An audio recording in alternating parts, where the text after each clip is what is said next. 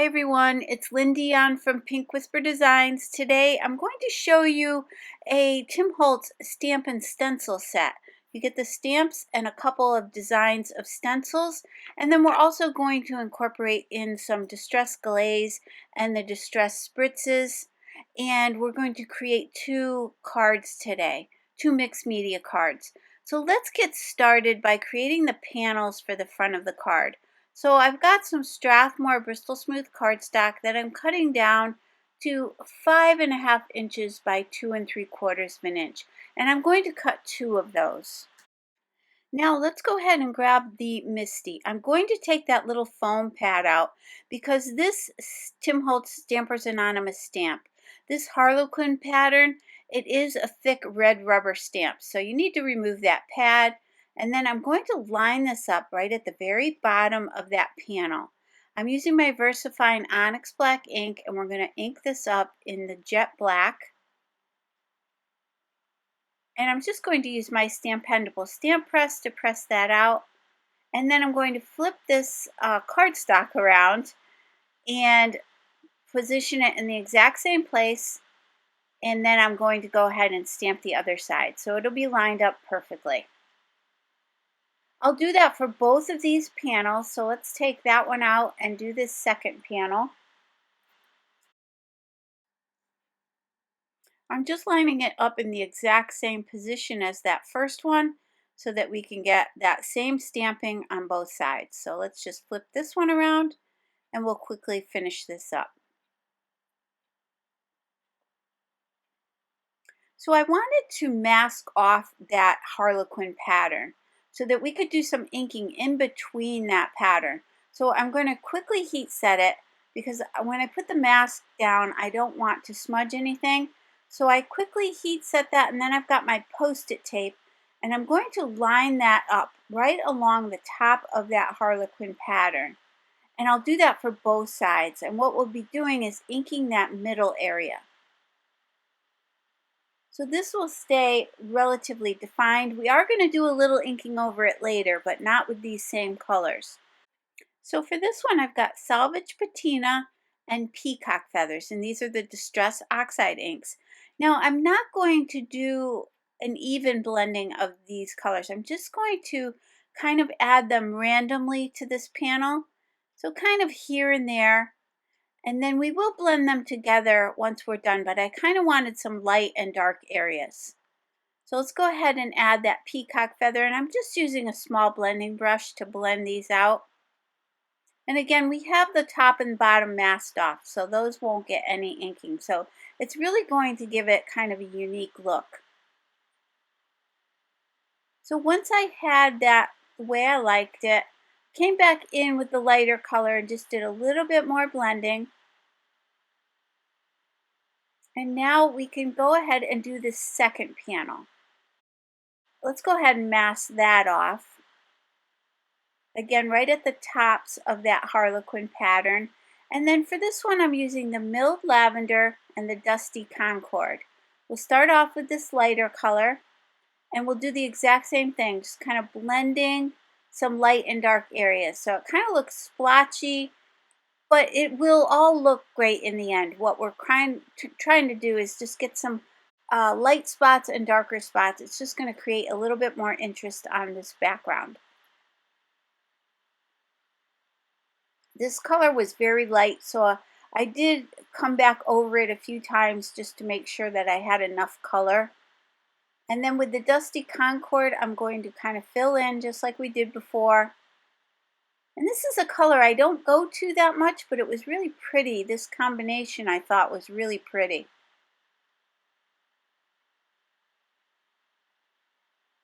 And then I'll go back to that lighter color one more time and just do some quick blending.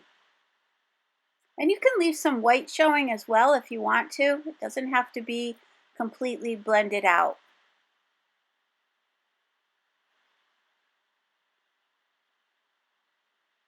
Now I've got both panels, and I'm going to splatter these with some water. So I just sprayed some water from my Distress sprayer down onto my glass media mat, and I'm going to go ahead and I'm using a small brush, a number 0, just because I want to get some smaller spatters as well.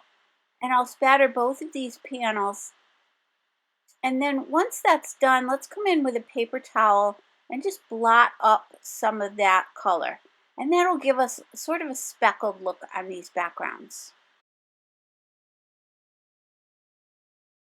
So let's take a look at this really fun stamp and stencil set.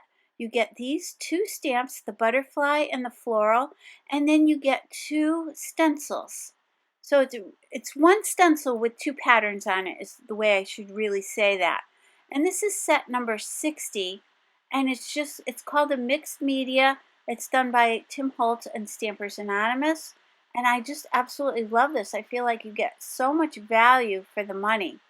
And what I'm going to do is lay this stencil down, and I've got a wet baby wipe. And I'm just going to pick up some of that color.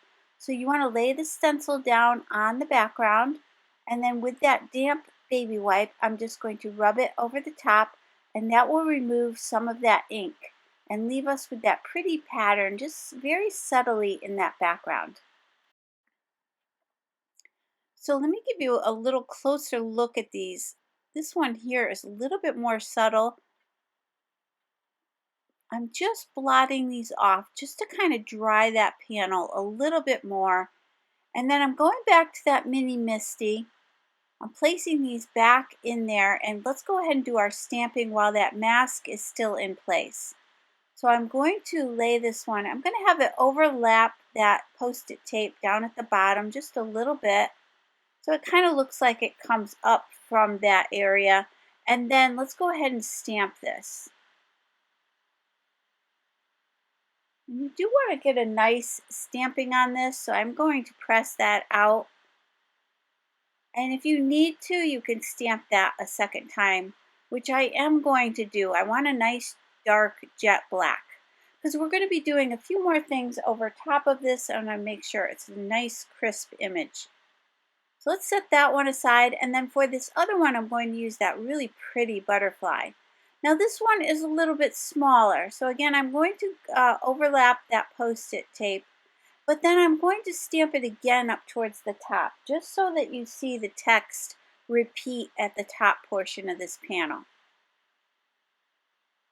So let's go ahead and ink this one up a couple of times.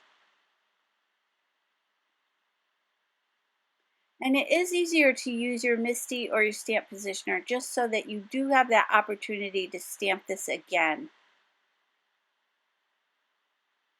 And now I'm going to move it up towards the top, but I did need to move this panel down. Now you may want to use your regular Misty. I didn't have any problems. I just slid that end of the cardstock right off the other end of the Misty there. You can't see that on camera, but I did slide it off the Misty just slightly.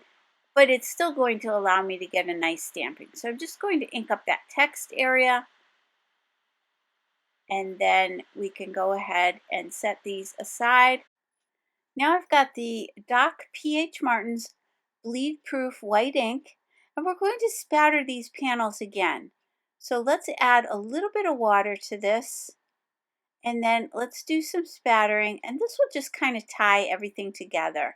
So although we did have those little spatters in the background from the water, this will be a little bit more defined, and I did want to get some of these spatters on top of the butterfly and the flowers.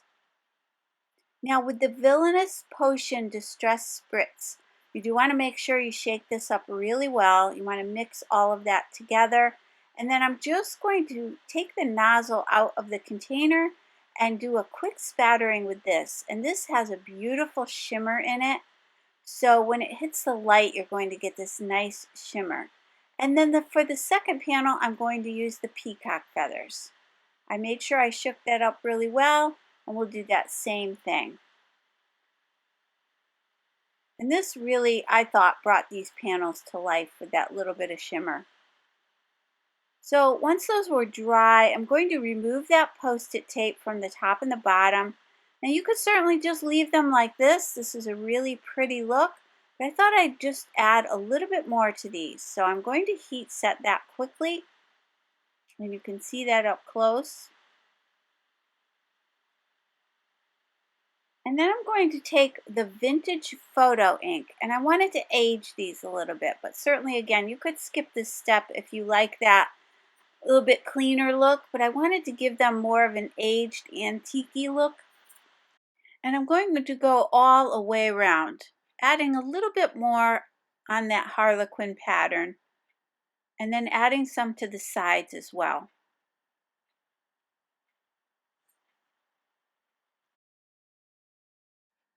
So I'll give you a closer look at that, and then I'm going to do the same thing for this other panel. Now I wanted some ribbon for this project, but I wanted something kind of antique-y looking as well. So I'm going to take the mummy cloth. This is from Tim Holtz Ideology. And then I've got the Distress Oxide spray in Vintage Photo. And this mummy cloth takes this ink really well.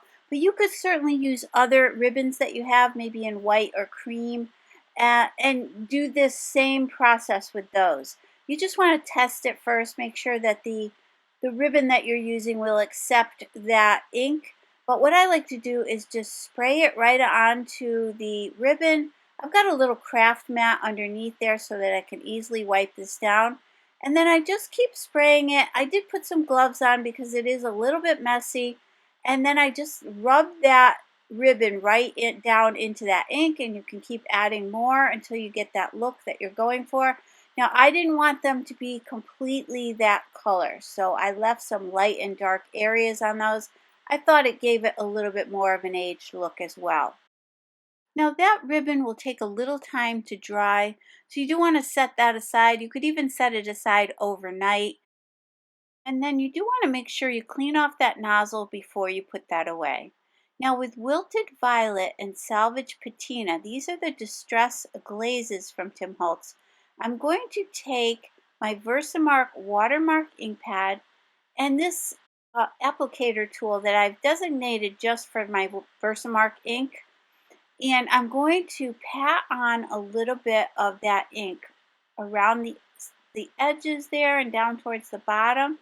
And then I'm going to sprinkle on the Distress Glaze. I'll do the same thing at the top. So again, I'm just kind of patting it on. I'm not brushing it on. And then I'm going to sprinkle on that embossing powder. If you have anywhere you didn't want it, just use a brush and just sweep that away. And then we can go ahead and heat set this. But first let's do that next one. So once the embossing powder is on, you can take your time to emboss it. You just want to be careful not to touch that. So now I'll do that same procedure here, just kind of patting on that ink.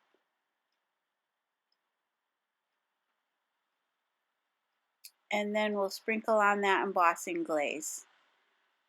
And what's nice with the glaze is anything that's underneath it will show through. So the glaze just adds a tint of color, but it allows any stamping or any images you have underneath there to show through. So that's what I really love about these. It's just adding that shine and texture and a little tint of color. So let's go ahead and heat set these.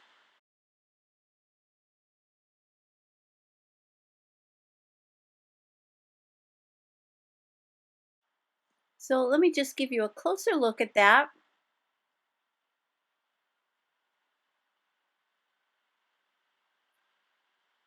Now the next thing we want to do is I'm going back to the Tim Holtz Ideology, and I'm going to take the quote chips. These are the labels. I love these. Get a whole container of these, and they're rectangular and oval, and they're just really fun to work with. And I'm going to grab that same Vintage Photo Distress Oxide ink, and I'm just kind of rubbing the edges along the ink pad, or you could use a brush. Now I am switching to the brush because I do want to bring some of that ink up over the top of that quote chip. And do keep in mind that those quote chips are a little bit of a glossy finish. So by adding this glaze over the top, we can keep that ink in place. Otherwise it would tend to rub off. Even if you heat set it, it would probably rub right off. So I'm going to add that glaze. And this finishes off the sides of these quote chips as well because they are like a thick cardboard. And so by adding that ink, you finish off that edge. I'm just putting that excess glaze embossing powder right back in the container. And then I'm going to go ahead and heat set this. Now, first quote chip said, "Live for the moments you cannot put into words." And for this second one, it's going to say, "It's often the simple that creates the marvelous." I love these. I love these quote chips. They're just really special. And what's nice too is these cards can be used for just about anything. Just a friendship card. You can change it up to a birthday card or a thinking of you card. So they're really nice. Now let's go ahead and sprinkle on a little bit more of that embossing glaze onto this one. And I'm just using that brush just to take away any excess powder that might be on the center of that quote chip. And then I'll go ahead and heat set this one. So again, I'll give you a closer look at those. You can see all that texture and inches that we've added.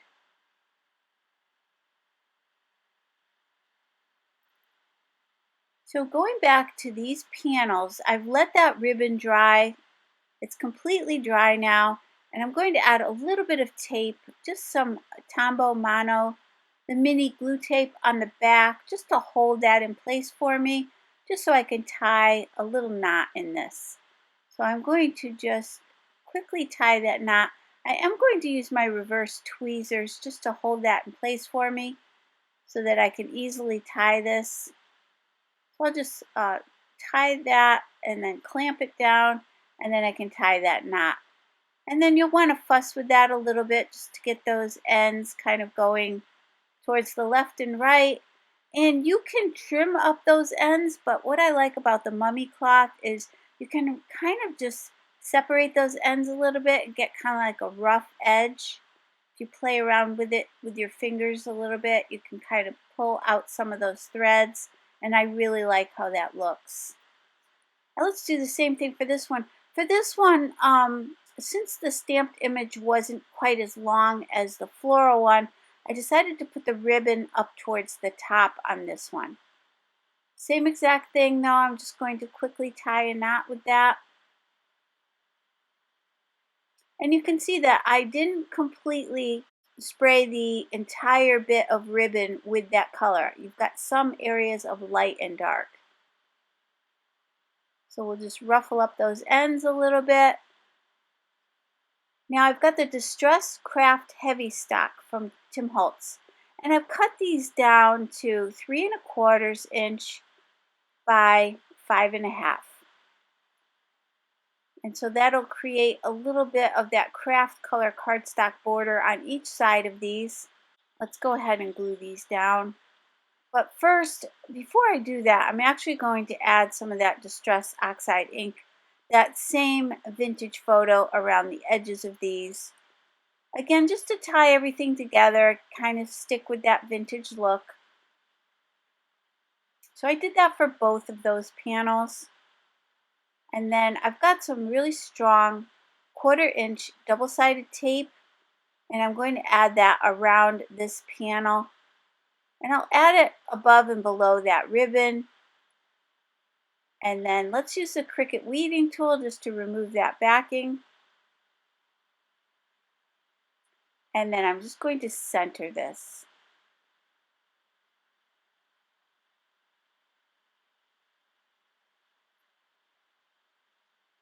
And then I'll do the same thing for this one.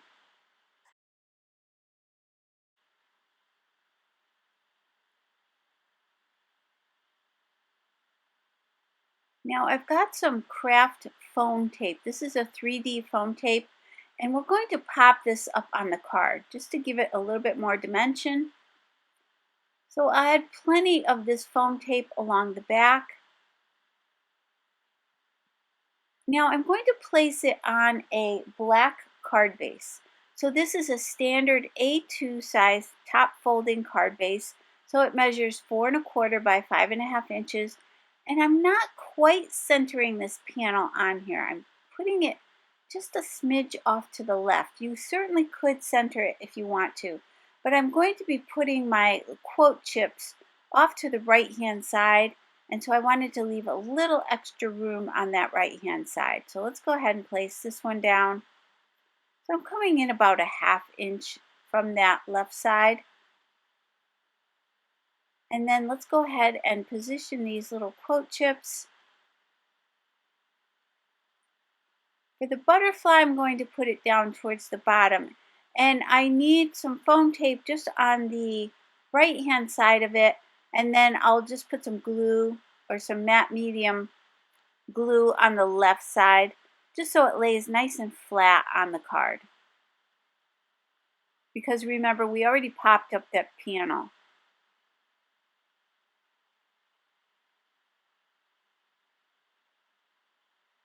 Let's do the same thing for this other one. Just trying to decide where I wanted that one to be. I ended up liking it more up towards the top, but certainly, again, play around with that. So now I've got the Tim Holtz Idea-ology. These are the droplets. These were the Halloween droplets. Now I'm not sure they're still available. If not, I will list and link something similar to it for you down below. But I place these, the black ones, randomly around this card, and I'm just going to glue those down with the Nuvo Deluxe adhesive. And then let's take a closer look at the finished card. And I just love that glaze around the edges and that pretty harlequin pattern.